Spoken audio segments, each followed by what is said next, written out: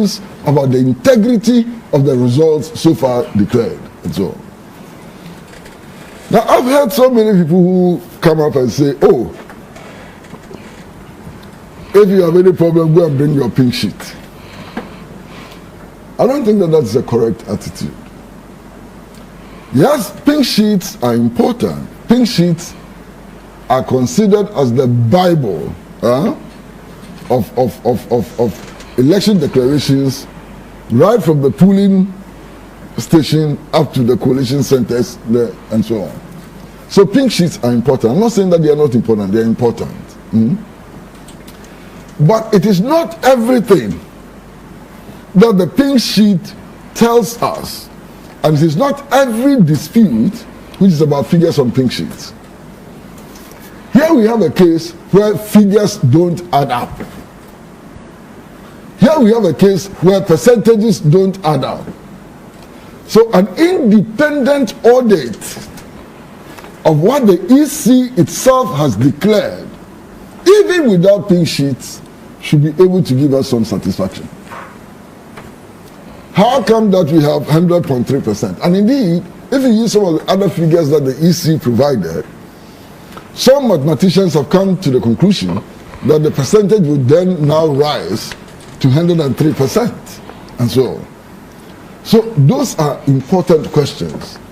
An independent audit of the electoral results has become imperative now. Yes, political parties may decide to go to court. That is their decision. But I submit, and submit seriously, that it is not only the courts which can help us to resolve the matter before us. Even auditing firms can help us to establish the true state of the results released by the EC, and so on. And then you all keep hearing this plea for peace. Let there be peace. Let there be peace. And all of these pleas for peace are one directional, unidirectional. Look, it takes two or more to fight. But it also takes two or more to make peace. Peace has never been made by one party. I mean, one party as in not in terms of political parties and so on. So if you want peace, then the message for peace should not be unidirectional. It should be multi-directional. Every citizen of Ghana should be able to contribute to that peace, and so on. As I was growing up, I heard different descriptions of peace. This famous politician who used to speak about the peace of the graveyard. Peace of the graveyard. That is some kind of peace. If you go to the graveyard at midnight, the only sounds you hear are sounds of the birds and the fluttering of trees and leaves and so on. It looks very serene and peaceful and so on. But underneath that peace lies rotting dead bodies. Is that the kind of peace we want? The peace of silence, or the peace that results from the administration, transparent administration of justice? Again, I'm not the one who is saying it.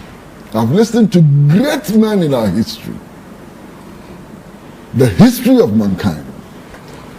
I've listened to Martin Luther King, and Martin Luther King was emphatic that peace does not come without justice. Nelson Mandela repeated throughout his life that peace is a product of justice. Fidel Castro frequently insisted that you cannot have peace without justice, and so on. So all of us know that lasting, durable peace, meaningful peace, is a product of justice. How do we make justice transparent? in the kind of situation in which we are today. And Randy, yesterday, I listened to somebody, I've never met him before, but I was listening to Peace FM yesterday. Yesterday I couldn't go to Peace FM because of other commitments. And I was listening to somebody who was described as a security expert. And he was saying that we should forget all these posturing and so on, and come to one conclusion. Here is NDC, here is NPP. There are other political parties in this country. There are some people and institutions which have been described as stakeholders. Let us all sit down, feely, gani. Go through these election results, audit the election results to establish the validity of the figures so presented. Why are we finding it so difficult to do this if we have a commitment to peace? If we have genuine commitment to peace? Why are we finding it so very difficult just to sit down and to do simple arithmetic? And this gentleman was saying that the posturing of the big political parties, and there are two of them, NDC and NPP, can land this country into horrible chaos. And we've seen it all over the world. Simple things developing to the point where they get out of hand. Let's nip this development in the bud. And we can only nip this development in the bud if we adopt sensible processes which will satisfy everybody that there is justice, that people's votes count, and so on. There have been calls to go to the Supreme Court. Fine, beautiful. The Constitution prescribes that in election disputes such as we're having, the parties, aggrieved parties, can go to the Supreme Court. It doesn't say that they must go to the Supreme Court. It says that they can go to the Supreme Court as an option. Any political party which wants to utilize that option, that is fair. But the same Constitution, which says that aggrieved parties may go to the Supreme Court, the same Constitution guarantees the right of protest when people feel cheated, when people feel that injustice is being visited upon them. Now, why do we take sections of the Constitution and uphold them, and then say that sections of the Constitution don't uphold them? The Constitution is one document. The same Constitution which says that you can go to court says that you are free to protest. You understand? And it's up to the political players to choose the options that they want. No political player is going to choose an option that they think will disadvantage them. No political player, sensible, rational political player, is going to choose an option which disadvantages them. Now, yesterday I saw something, and I'm not going to dwell on it, okay? But I'm sure that you've all seen it. Because yesterday, the NDC finished the coalition of its results based on pink sheets. They finished it yesterday. And I saw the figures. All I can say is that those figures are dramatically different from the figures presented by the EC. I haven't had the opportunity to do the arithmetic and so on. I don't have the pink sheets. So I don't know whether what the NDC is saying is authentic or is not authentic. The other problem that I noticed is that the NDC compilation, like the EC compilation, was based on regional coalitions. You understand? So they have 16 different results, and they juxtapose that against the EC results. I don't know why they took that method. You understand? So I would simply say that there are two results now, or that the result as presented by the EC is contested. We can avoid chaos. We can come to some mutual understanding. Look, if you got all the stakeholders together,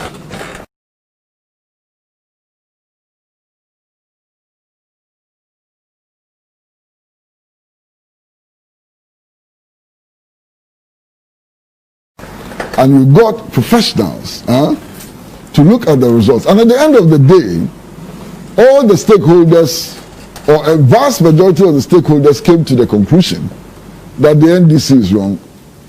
Matter close. Matter close. If you got all the stakeholders together and professionals together, and they looked at the results and came to the conclusion that the EC is wrong, the EC is wrong. You understand? Now, you know something? This mantra of go to court, go to court, go to court, go to court. The EC itself has rendered that mantra useless and meaningless. After the declaration of the results, the EC has made 6 changes to the results it declared. That is the clearest indication that you don't have to go to court to effect changes. Because the EC didn't go to court before it started changing things. So, for example, when the EC realized that a whole constituency result had not been added, it simply added them. What if there are 3 or 4 constituency results which, for some reason, were not also added? Can the EC add them? What if the results that it was compiling, there were arithmetical errors in it, as it has done? Why can't it do that? Why should we go to court before these simple things are done? My brother, I am keenly aware of the state in which Ghana is today. And one of my biggest worries has to do with the energy sector. Has to do with the energy sector because the energy sector is the driver of everything else. It's the driver of health, it's the driver of industry, and so on. As we sit here today, independent power producers, we owe them $1.7 billion. 1.9. They are now threatening to shut down, okay? Whether John Dramani Mahama becomes president or Nana Addo Dankwa Akufo-Addo becomes president, this problem is looming. And we could very easily be faced with another power crisis as a result of the level of indebtedness in the energy sector alone. And there are many other indicators. The people of this country have suffered for many years. They will continue to suffer. Don't let us make things worse for the people of this country by this display of intransigence and bravado, which will lead us nowhere. We can resolve this election dispute as responsible Ghanaians. We can resolve this election dispute as thinking Ghanaians. We can resolve this election dispute as people